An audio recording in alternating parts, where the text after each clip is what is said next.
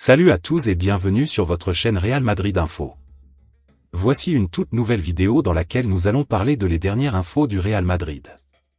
Voici les grands points nous allons développer. Premièrement, Ancelotti bientôt à la porte. Ça se confirme. Ensuite, Liverpool et le Real Madrid, la guerre d'enchères. Et, c'est la guerre dans le vestiaire du Real. Et d'autres infos du Real Madrid. Je vous explique tous dans quelques secondes. Donc, restez juste qu'à la fin de la vidéo pour ne rien manquer. Mais avant tout, abonne-toi si c'est la toute première fois que tu nous suis sur cette chaîne, et activez la notification afin d'être à la une de toutes nos vidéos d'actualité comme celle-ci, donc n'hésite pas à lâcher un gros pouce bleu et quitter votre commentaire. Si c'est fait les amis, on y va. Carlo Ancelotti s'est présenté en conférence de presse avant le déplacement contre le Deportiva Minela ce lundi. Le Real Madrid va à Carthagène ce lundi, pour disputer son 16e de finale de Copa del Rey contre le club Deportiva Minela. Carlo Ancelotti a répondu aux questions des journalistes avant cette rencontre. Comment aborder le match de demain? Avec le même enthousiasme que d'habitude, parce que c'est une compétition importante qui nous a apporté du bonheur ces dernières années. Nous respecterons nos adversaires, le maillot et la compétition. Nous essaierons de faire de notre mieux. Ancelotti sur Vinicius, ceux qui ne voyagent pas sont Courtois et Rudiger, qui restent ici, les autres partent tous. Je veux donner des minutes à ceux qui ont joué un peu moins, mais nous sommes convaincus qu'il ne s'agissait pas d'un carton rouge, mais d'un jaune. Nous espérons qu'il n'aura pas de match de suspension. Vinicius, je ne suis pas à sa place, mais c'est difficile de supporter tout ce qui se passe, les insultes. Mais il essaie de s'améliorer. Il est évidemment triste du carton rouge, il s'est excusé, mais nous devons regarder vers l'avant. Les pénaltys, je n'ai pas aimé le fait que nous ayons raté le pénalty. Si nous avions marqué, il n'y aurait pas eu de problème. Je veux clarifier la question, y compris pour nous. Cela peut être Vini, Bellingham, Mbappé, Modric. 7 joueurs pro sur la pelouse, c'est une règle et elle doit être respectée. Je n'ai aucun problème avec cela, c'est évident. Ancelotti sur Bellingham, ce qui a un peu changé ces derniers temps, c'est sa position sans le ballon, qui est un peu plus centrale.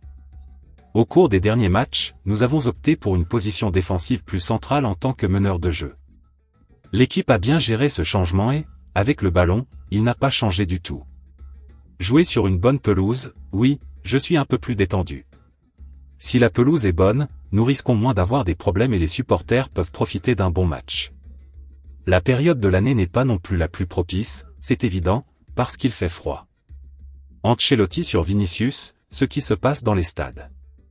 Je pense qu'il a beaucoup amélioré son attitude. Il peut encore s'améliorer, mais personne n'est parfait. Il s'est tellement amélioré qu'il est devenu le meilleur joueur du monde. Les pénaltys sont un aspect technique très compliqué à travailler, car ce qui change dans un match, c'est l'ambiance. Dans une séance d'entraînement, on ne peut pas reproduire l'ambiance d'un stade. Quel gardien pour demain? Je n'ai pas réfléchi au problème. Lunin jouera demain car Courtois a besoin de se reposer et de bien récupérer. Il n'est pas certain que Courtois ne jouera qu'en Copa del Rey. Ancelotti sur la Copa del Rey, je ne pense pas que ce soit un problème lorsque vous êtes en Copa del Rey. C'est un problème quand vous êtes éliminé parce que Madrid essaie de se battre dans toutes les compétitions. Il y a 2 ans, nous avons obtenu de très bons résultats. Jouer la finale de cette compétition est très agréable et l'objectif est d'atteindre la finale, comme toujours. L'autre information. Vinicius, Mbappé ou Bellingham, le choix fort d'Ancelotti pour les pénaltys.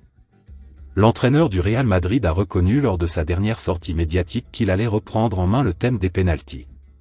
Les différentes études statistiques réalisées sur le sujet parlent d'environ 75% de tirs au but réussis, soit 3 sur 4. Mais dans le cas du Real Madrid, cette règle s'est inversée ces derniers temps, les Madrilènes ont raté 3 de leurs 4 derniers pénaltys. Ils ont bien commencé la saison en convertissant 6 d'affilée, mais ces dernières semaines, ça ne fonctionne plus.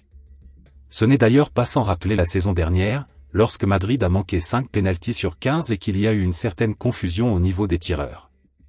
Cette saison, Vinicius et Mbappé ont commencé par travailler à tour de rôle depuis les 11 mètres et tout s'est bien passé, le Français comprenant que cette répartition s'inscrivait naturellement dans la hiérarchie du vestiaire, et Ancelotti se réjouissant de cette générosité des uns et des autres. Mais face aux récents événements, l'entraîneur est conscient qu'il doit agir et choisir un joueur fixe qui prenne régulièrement ses responsabilités, qu'il marque ou qu'il rate. Ça me dérange que nous ayons manqué 3 pénaltys, je pense que je dois prendre la responsabilité de choisir qui va les tirer, a-t-il déclaré après le match à Mestalla, lors duquel Bellingham a manqué sa tentative.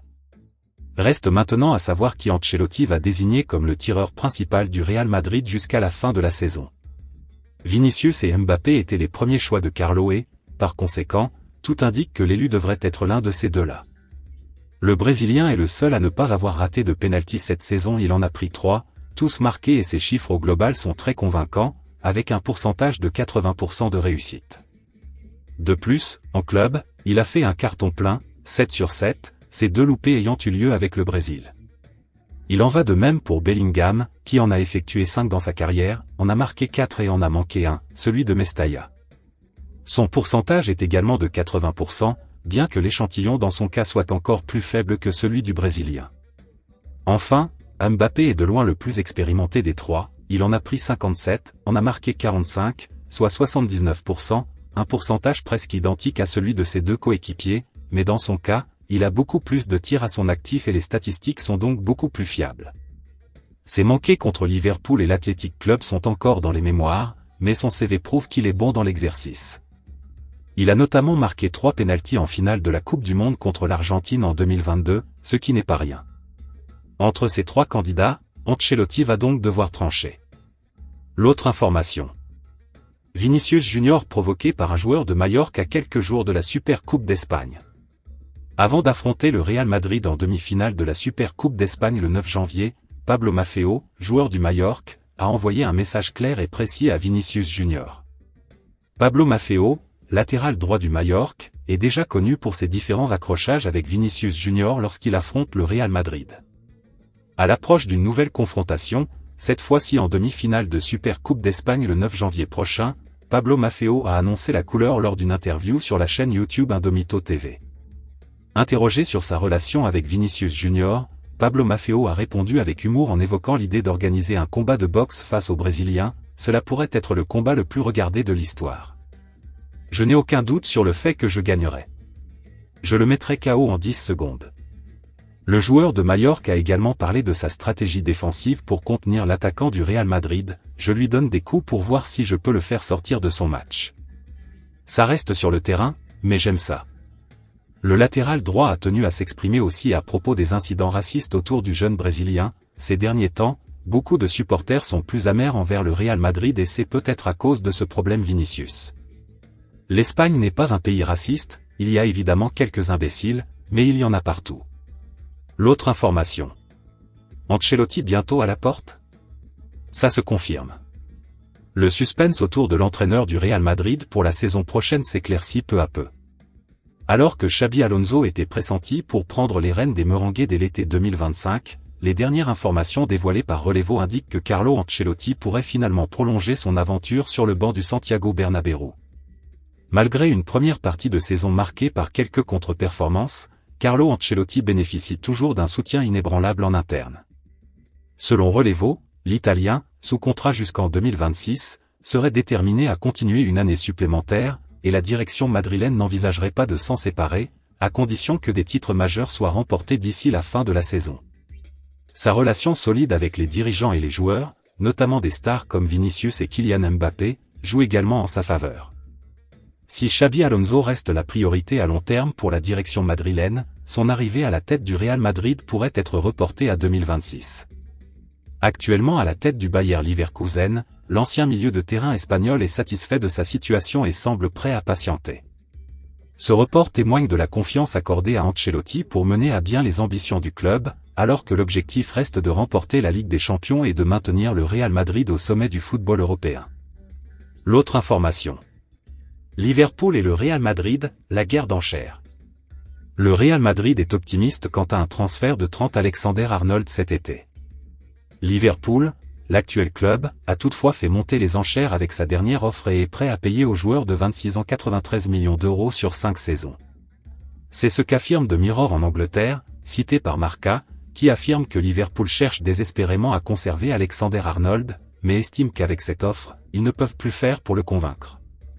Néanmoins, Alexander Arnold gagnerait le même salaire au Real Madrid, son salaire à Liverpool serait d'environ 18,6 millions d'euros par saison, tandis que Los Blancos sont prêts à lui donner 18,72 millions d'euros par an. Le Real Madrid avait approché Liverpool pour un transfert lors du mercato de janvier, mais ces discussions ont été rejetées d'emblée par le club de la Mersey, qui tente de persuader Alexander Arnold de rester au club. Reste à voir s'ils changeront cette position s'ils abandonnent l'espoir de conserver Alexander Arnold au-delà de l'été, le Real Madrid souhaitant renforcer le poste d'arrière droit en raison de la blessure de Dani Carvajal. L'autre information. C'est la guerre dans le vestiaire du Real. Le Real Madrid a remporté une victoire in extremis contre Valence vendredi soir, lors de son retour à la compétition après les vacances de Noël. Cependant, l'ambiance festive n'était pas au rendez-vous dans le vestiaire. Selon Marca, l'entraîneur Carlo Ancelotti n'en croyait pas ses yeux à la mi-temps, alors que son équipe était menée 1 but à la pause, en raison de l'apathie, de la paresse, du manque de sacrifice et d'aide aux coéquipiers de nombreux joueurs. L'entraîneur italien a haussé le ton lors de son discours d'équipe, dans ce qui est décrit comme le deuxième moment de tension entre lui et ses joueurs cette saison. Il leur a rappelé que la tête de la Liga était en jeu, mais a reproché aux joueurs leur attitude négative et leur manque de travail en défense. Le premier moment de tension est survenu après les défaites successives contre Barcelone et l'AC Milan, lorsqu'Ancelotti a convoqué une réunion d'équipe pour tenter de changer la direction de l'équipe. Malgré les défaites contre Liverpool et l'Athletic Club, Ancelotti est satisfait de la réaction depuis. Cependant, contre Valence, on a pu voir des signes de l'attitude qui a conduit Los Blancos à leur première crise de la saison.